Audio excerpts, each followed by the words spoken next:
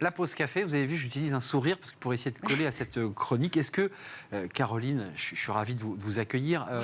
Est-ce qu'on est obligé d'être fun au bureau? Alors, c'est à la fois un sujet sociologique, puis c'est aussi un sujet de droit. D'abord, est-ce qu'on est obligé d'être fun? Toujours sourire, sympa? Non, Arnaud, vous n'êtes pas obligé. Vous n'êtes pas obligé d'être fun. Vous avez totalement le droit de faire la gueule et en tout cas de ne pas rigoler avec vos collègues donc au travail.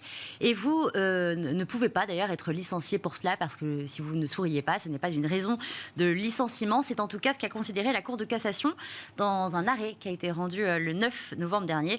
Alors je vous fais un petit rappel des faits. En fait, tout commence en 2011. C'est un salarié qui est engagé par la société Cubic Partners. C'est un cabinet de conseil et de formation.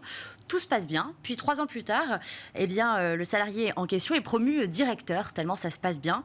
Mais 1 an après avoir été promu directeur, il est licencié pour insuffisance professionnelle en raison d'un désalignement culturel profond de plus en plus visible selon sa société et d'une absence d'intégration de la valeur justement fun et pro de l'entreprise. Qu'est-ce qu'on lui reproche, ce désalignement culturel? Qu'est-ce qu'on lui reproche? Son entreprise lui reproche en fait de ne pas avoir participé à l'ensemble des séminaires de l'entreprise et aux pots de fin de semaine, vous savez, les pots du vendredi soir, des événements qui étaient quand même obligatoires dans la société. De son côté, le salarié en fait déplore une culture fun et pro faite de pratiques selon lui humiliantes, intrusives, voire même scabreuses. Lors des séminaires, par exemple, les salariés étaient obligés de dormir ensemble avec un autre collaborateur, donc pas de chambre séparée. Des séminaires où la consommation d'alcool était fortement encouragée par les associés de l'entreprise au nom justement de cette culture de l'apéro qui donc est fun et pro. Et il déplore même des simulacres d'actes sexuels. Bref, ça va loin quand même. Mais c'est complètement dingue ce que vous racontez là. C'est dingue, quoi. Ah oui, c'est complètement dingue. Mais bref, la Cour de cassation, en tout cas, a tranché.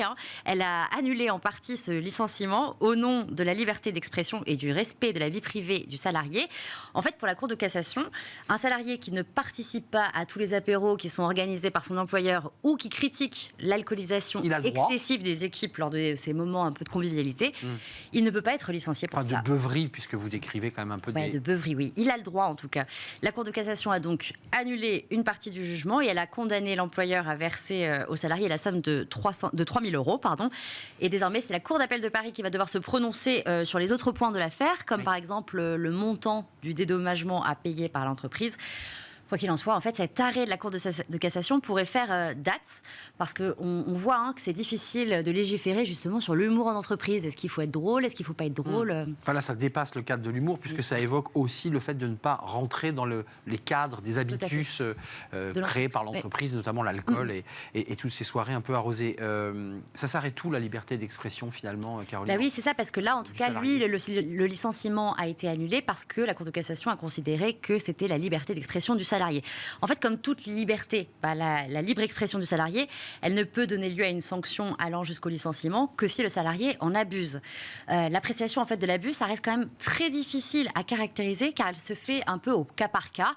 Par exemple, commet un tel abus un salarié qui publie une story public, c'est important, le côté public, sur Instagram, qui dénigre un produit de son entreprise. Là, vous allez être sanctionné. Il y a eu des affaires condamnées, d'ailleurs. Il y a eu des affaires condamnées. En revanche, des propos tenus sur des réseaux sociaux dont le profil est privé, et si c'est limité à un petit nombre de personnes, même si c'est pas très élogieux pour votre entreprise, eh bien, ça ne peut pas faire de l'objet de sanctions. En tout cas, vous ne pouvez pas être licencié pour cela. En réalité, en fait, l'abus, il est caractérisé dès lors que les propos sont diffamatoires, injurieux, excessifs ou outranciers envers votre entreprise.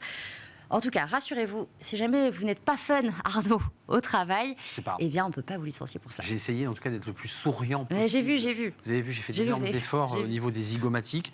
En tout cas, c'est un vrai sujet, donc on a le droit de ne pas être drôle et joyeux, à condition de faire son travail et de ne pas injurier son entreprise. Totalement. Merci, Caroline. Merci, Arnaud. C'était la dernière séance? Non, on se voit la semaine prochaine. On se voit encore deux fois. Ah, vous avez compté, hein? Oui. Vous comptez avoir la petite larme qui coule. Merci, Caroline. On se retrouve la semaine prochaine pour de nouvelles aventures. On fait une courte pause. Le Cercle RH, aujourd'hui, c'est un grand entretien avec la présidente de Solidarité Nouvelle face au chômage. Et évidemment, on va évoquer la réforme de l'assurance chômage, mais aussi la réforme des retraites. Bah oui, les demandeurs d'emploi, eh bien, on en parle pas dans cette réforme des retraites. C'est un peu les grands oubliés de la réforme. On va faire le point, évidemment. Puis on parlera des seniors qui, pour 1 sur 2 en moyenne, eh bien, arrivent en situation de demandeur d'emploi pour réclamer leur droit à la retraite. C'est un vrai sujet. On va faire le point avec la présidente de Solidarité Nouvelle face au chômage, juste après la pause.